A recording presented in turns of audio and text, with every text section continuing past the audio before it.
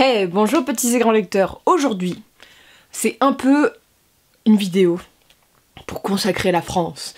J'ai mis ma marinière, Jean-Paul Gaultier, qui n'est pas Jean-Paul Gaultier, je n'ai pas les moyens.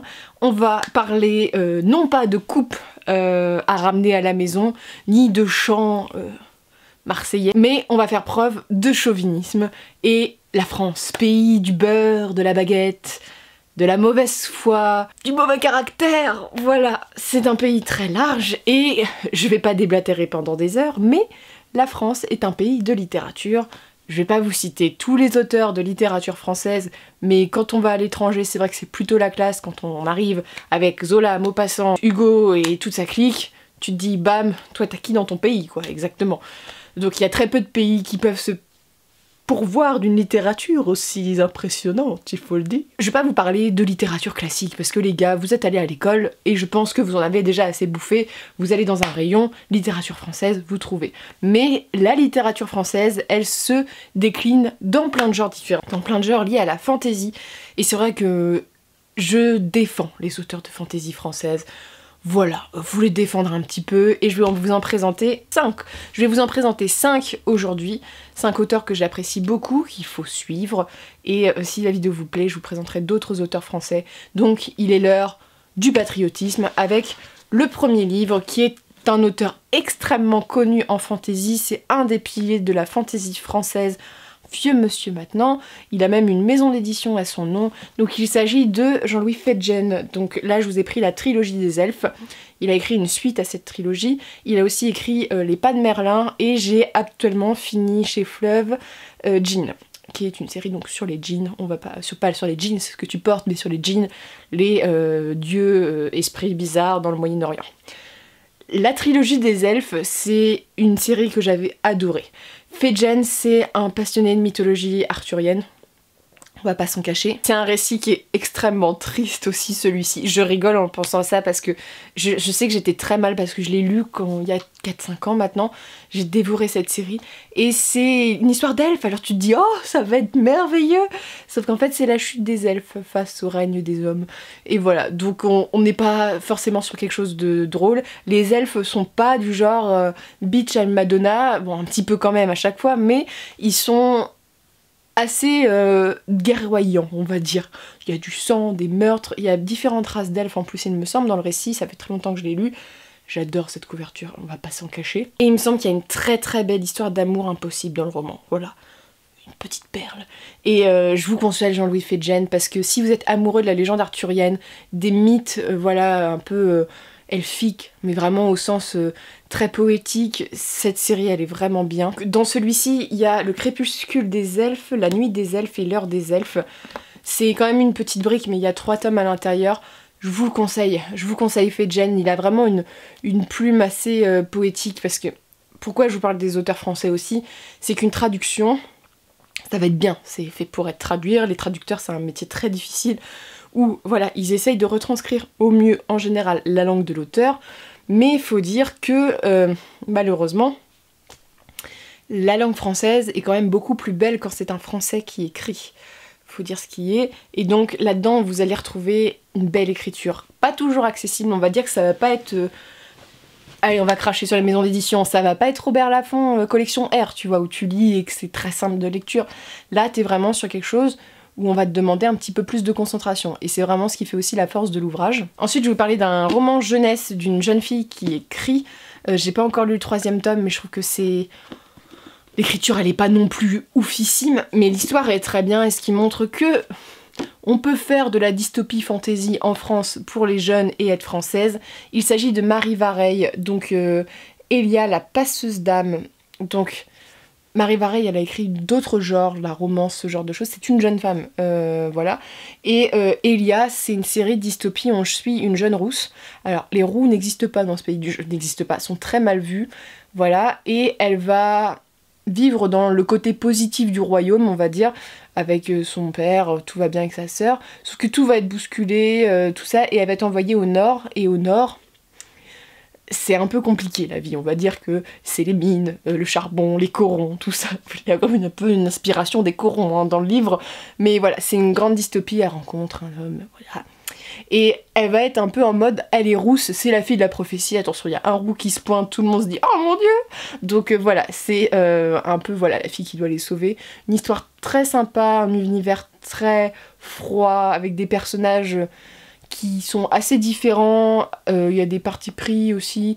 J'ai beaucoup aimé cette série, il faut que je lise le 3e tome, mais c'est une série que je vous conseille, donc chez PKJ. Au début elle va sauver un jeune homme aussi, donc tout à partir de là, parce que c'est toujours quand tu sauves un jeune homme qu'il y a des problèmes dans ces livres-là. Donc voilà, belle série, Marie Vareille à suivre aussi, elle écrit bien. On va rester dans la jeunesse avec un monsieur dont j'ai lu presque tous les romans, il me semble.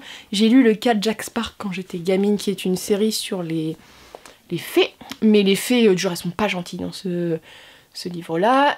J'ai lu Phobos, donc je vais pas vous dire, c'est Victor Dixon. Phobos et moi, on n'est pas... Ça m'a lassé, on va dire. Je suis pas très fan de Phobos, mais par contre, j'aime beaucoup cette série qui est Animal, donc de Victor Dixon, La malédiction de Boucle d'Or. C'est des réécritures de contes, donc c'est chez Gallimard Jeunesse. Regardez-moi cette couverture de ouf. Donc on suit une jeune fille qui est dans un couvent, donc c'est Boucle d'Or, et qui va s'enfuir de son couvent. Elle s'enfuit, elle s'appelle Blonde, voilà, on lui cache sa blondeur chez les sœurs, elle s'enfuit un matin, un soir, voilà, à la recherche de ses parents, parce que bon, comprend pas trop pourquoi ils l'ont abandonnée, tu vois, elle a un peu le seum, et elle va se découvrir une partie très animale, voilà.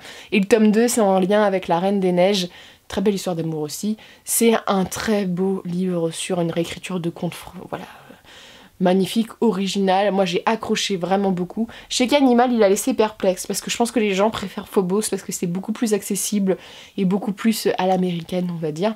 Là je trouve qu'il y a vraiment une patte de réécriture de contes assez douce et sombre à la fois. Si vous aimez tout ce qui est contes, tout ça, je pense que c'est vraiment une série qui peut vous plaire. Mais Victor Dixon est un auteur très bien. Voilà, il écrit des très bons livres. Cat Jack Spark, j'avais beaucoup aimé. Phobos, voilà, il y a Cogito qui vient de sortir, mais c'est encore de la SF un peu, j'ai l'impression. Donc moi, c'est pas trop mon genre, voilà. Mais très bon auteur qui s'exporte maintenant à l'étranger, donc ça c'est très bien et très positif pour la littérature française. Présenter mon petit chéri. J'adore cet auteur, j'ai lu plusieurs livres de lui, et ce livre, j'attends le tome 3, vous imaginez pas comment je l'attends. Donc il s'agit d'Olivier Pérou, je sais jamais comment le prononcer, Martyr. Alors ça fait plusieurs fois que je vous présente sur la chaîne, mais il faut que ça rentre dans la tête des gens que Martyr est une série de fantasy exceptionnelle. Donc c'est l'histoire de deux jumeaux qui ont la particularité de faire partie d'un clan extrêmement batailleur, berserker, vous savez, du genre on tape, on casse des noises quoi. Et ces jumeaux ont les yeux un peu jaunes, un peu bizarres, voilà, un peu des... comme un peu berserk, tu sais, un reclus de la société. Ce qui va se passer, c'est que les deux compères, voilà, tout leur clan va être assassiné, ils vont un peu se cacher jusqu'à ce qu'un borgne vient secouer un peu tout ça, et en parallèle tu suis l'histoire d'une jeune fille, alors je crois que c'est la princesse, c'est pas des ronces ou quelque chose comme ça, une princesse qui va être forcée d'épouser un homme qu'elle déteste, et donc il y a un des jumeaux, voilà, il va vouloir tremper son biscuit dans l'affaire, et voilà, c'est tout ça, et une histoire de guerre. Le début, tu te dis, oh voilà, c'est un truc un peu normal de fantasy. Et le tome 2, les gars, vous êtes pas prêts. Moi, j'ai lu déjà celui-ci, à la fin, j'ai trépignais d'impatience. Quand le tome 2 est sorti, j'étais, oh mon dieu. Je l'ai lu, mais j'étais vraiment la fille chiante parce que j'étais en vacances avec des amis à mes parents. Et genre, je n'adressais la parole à personne. C'est-à-dire qu'il fallait absolument que je finisse ce livre. C'était dépendant de ma vie, on va dire. Donc, quitte à passer pour une grosse associable. Donc, voilà. Très bon livre de fantasy. Le tome 2 est oufissime, avec encore plus de stratégie militaire, un féminisme qui se met en place, des personnages qu'on adore. Alors moi j'ai pleuré dans celui-là, j'ai pleuré dans le 2 parce que il y a des morts, on tue des personnages principaux, mais c'est pas grave, tu vois. Donc non, vraiment très bonne série, avec en plus dans le tome 2 l'histoire d'amour, elle est vraiment trop déchiante, du genre t'as envie de prendre ton cœur et les faire ça va aller mon gars, tu vas survivre. Donc voilà, très bonne série. Je m'emballe un peu, mais vraiment, c'est une de mes séries préférées. Donc, s'il vous plaît, je veux le tome 3. Ça fait peut-être 2-3 ans que j'attends, 4 ans. J'en ai marre, comme Game of Thrones, d'attendre. Ma patience a des limites. Et enfin, je vous présente de la romance avec une auteure que j'aime beaucoup. Alors je sais que ce livre, il a pas fait... C'est bizarre, hein, parce que c'est pas du tout le genre que j'apprécie d'habitude. Mais ce personnage m'aura marqué à vie, à jamais. Donc, je parle de Georgia Caldera avec Victorian Fantasy. Georgia Caldera, c'est une autrice que j'aime beaucoup. vestimentairement parlant, en tant que personne aussi, parce qu'elle est très très gentille en salon, je l'ai rencontrée très sympa. Et elle a écrit une série que je vous ai présentée il y a pas longtemps dans mes recommandations, ou que je vais vous présenter dans mes recommandations sur les vampires, qui sont Les Larmes Rouges, sa grosse série. Maintenant elle écrit de la new romance, bon c'est moins mon genre, mais comme j'aime bien Georgia, je pense que je vais me tourner vers ses livres. Et Victoria Fantasy, alors je vais vous parler de l'histoire, parce que c'est bête, hein, mais du genre, cette histoire elle est un peu sexiste et tout ça, mais j'ai adoré parce que le personnage principal, le second, est un fêlé du cerveau. Ce livre, je l'ai tellement apprécié et c'est un des premiers livres de steampunk que j'ai découvert que ça a été une des sources d'inspiration de ce que je suis en train d'écrire en ce moment. Donc voilà, je le level là quand même le bouquin. Donc il faut pas non... Moi je l'ai adoré mais je pense qu'il faut pas non plus en attendre beaucoup. Donc c'est l'histoire d'Andraste. Alors Andraste, elle est plutôt canon. Voilà, fille avec des très longs cheveux blancs, fille avec des formes. Premier point positif, Georgia Caldera met en avant des physiques de femmes qu'on n'a pas mis en avant trop dans la littérature, avec des formes ou trop maigres dans le tome 2. Donc, voilà, je m'emballe déjà.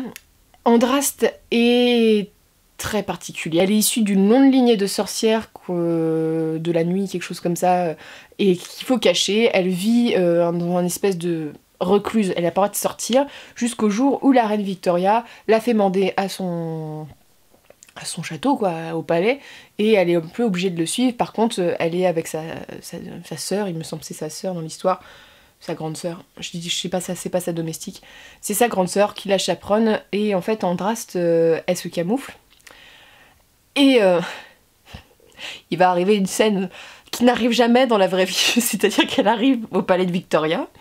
Et comment vous raconter ça sans rire? Parce qu'en fait je ris beaucoup de ce livre, mais je l'aime en riant, je suis tiraillée par ce roman, mais elle va un peu s'échapper de la vie de sa chaperonne, faire un petit tour dans le hall des domestiques, tout ça. Elle va dans la salle d'eau parce qu'elle a envie de se nettoyer un peu, et là elle voit un homme dans la salle de bain, j'en rigole déjà d'avance, et donc cet homme a une arme à feu, donc il a envie de se suicider.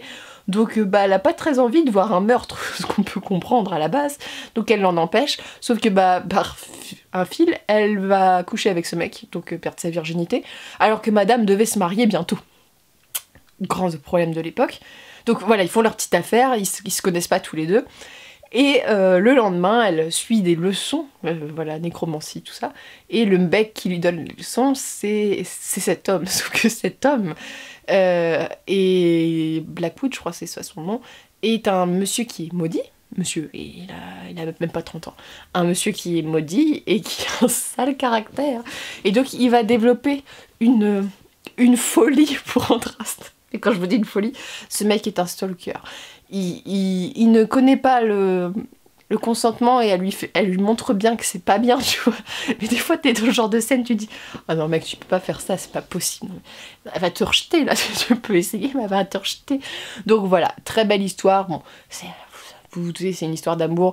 Au début, c'est pas bien parti, mais vraiment, j'ai beaucoup aimé parce que c'est une histoire, voilà, très drôle, parce que Tadeo, c'est un personnage exceptionnel dans ses crises de jalousie. Moi, j'ai jamais vu ça. Et en plus... tu suis un univers qui se creuse au fil des tomes. Donc déjà dans le tome 1, il y a toute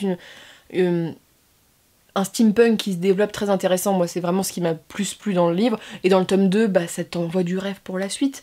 Et dans le tome 2, tu suis le prince héritier de la reine et une jeune fille qui est presque anorexique. Donc vraiment très très beau. C'est de la romance, faut pas non plus voilà, en attendre trop, mais... moi, c'est un livre que c'est un plaisir coupable, tu vois, un petit peu. C'est un livre que je lis jamais d'habituellement, mais ce livre-là, je sais pas, je crois que c'est la situation d'un mec totalement fêlé par amour qui me fait rire, tu vois. Bref, c'est un roman que j'apprécie grandement. Voilà. Je vais peut-être faire une vidéo, et je pensais depuis quelques temps faire une vidéo sur déculpabiliser d'aimer des livres où tu sais qu'il y a certaines choses qui pourraient pas plaire à des gens. Voilà. Mais... c'est vraiment une bonne lecture pour moi. Georgia Caldera, c'est un peu une auteure gothique qu'on n'a pas beaucoup en France, et c'est vraiment un point positif aussi. J'espère que ça vous a plu, ce concept de mettre en avant des auteurs de notre pays, parce que voilà, je parlais du chauvinisme, c'est pas parce qu'ils sont français que je les aime, c'est parce que ce sont des bons écrivains avant tout, et en plus ça prouve que la littérature de fantasy, qui est une littérature issue de l'Angleterre, des États-Unis avec Tolkien ou Howard par exemple, produit aussi en France. On a des très bons auteurs, et voilà. Il y aura peut-être un volume 2, on verra, et je vous souhaite de très bonnes lectures françaises. N'hésitez pas à aller en salon, aider ces gens-là, aller dans les petites maisons d'édition indépendantes, essayer d'aider les auteurs français qui souvent proposent des contenus originaux. Voilà, donc je vous conseille tout ça, et je vous souhaite de très bonnes lectures et une très bonne journée.